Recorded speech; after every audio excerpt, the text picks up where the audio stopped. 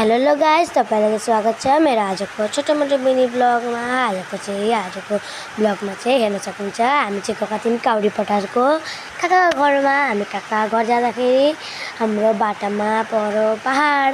यहाँ चाहिँ हेर्न सक्नुहुन्छ कति राम्रो पहाड थियो। क्यामेरामा अलिकति राम्रो देखियो थिएन, त्यही भएर हेर्न सक्नुहुन्छ गाइस पहाड थियो। हामी चाहिँ टमटममा गएर आएको थियौँ अनि आज हामीसँग माइजू बा सानी बहिनी ठुली बहिनी अर्को सानी खुच्ची बहिनी मम्मी म अन्त सबै गएर आएको थियौँ। यहाँ चाहिँ हेर्न सक्नुहुन्छ हामीले आज माइजूले नि त टमटम चलाइरहनु भएको थियो।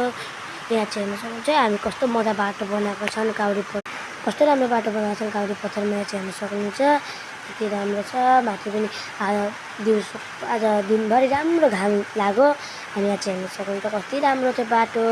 अनि यतापट्टि खेत पथार थियो, कस्तो राम्रो जग्गा थियो। यतापट्टि हेर्न सक्नुहुन्छ पहाड जान मन लागेको थियो। त्यो पहाड चाहिँ हामी जाम भनेर आएको थियौँ। यहाँ चाहिँ हेर्न सक्नुहुन्छ हामी माइजूले चाहिँ टमटम चलाइरहनु भएको थियो। यता मम्मी र माइजू टमटम चलाइरहनु भएको थियो।